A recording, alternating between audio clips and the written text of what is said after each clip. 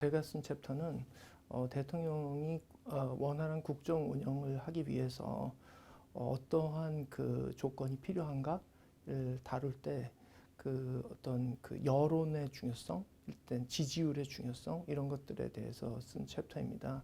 그 현대 대통령이 예전에 정당 정치가 아주 강하던 그런 시대, 즉 보수 정치가 있었던 그런 시대와는 달리 이제는 어떤 그 원활한 국정 운영을 위해서는 여론의 지지를 어떤 의미에서 등에 업고 그 여당과 또 야당의 그 의원들, 의회를 압박하는 그런 그 말하자면 going public의 그런 전략을 구사할 수밖에 없는 이제 그런 시대가 되었습니다.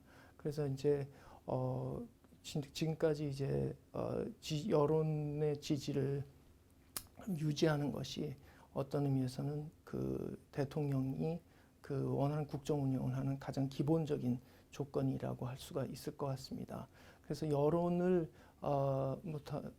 독자들께서 다 아시다시피 이제 대통령의 지지율을 살펴보게 되면 역대 대통령들의 지지율이 임기가 진행되는 동안 지속적으로 이제 하락하는 그런 이제 경향을 보여왔습니다. 이거는 한국뿐만 아니라 이제 미국의 역대 대통령들도 거의 대부분 이런 어떤 법칙에서 벗어나지 못하는 이제 그런 현상이 나타나고 있는데요.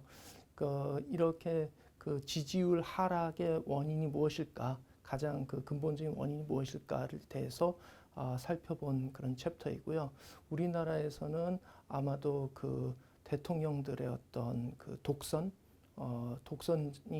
가장 아마 중요한 그 원인이 아닌가 그렇게 생각합니다. 그래서 역대 대통령들이 좀 독선적이고 그런 그 야당과의 어떤 그 협상을 하지 않는 이제 그런 정책들을 무리하게 추진할 때마다 이제 대통령 지지율이 급락하게 되는 이제 그런 현상이 나타났다라는 것을 계량적으로 보여주는 그런 챕터가 되겠습니다. 그 역대 대통령들이 모두 이제 좋은 의도에서 이제 출발을 하셨을 텐데 이제 독선에 어떤 빠지게 되는 중요한 원인은 아마도 임기 초에 그 높은 대통령 지지율에 이제 취하다 보니까 또 어떤 대선 승리에 그 도취되어서 이제 좀 무리하게 좀 개혁적인 내지는 그 모든 국민들에게 어필하는 그런 정책이 아니라 이제 지지층에게 과도하게 어필하는 이제 그런 정책들을 펴게 되는 것이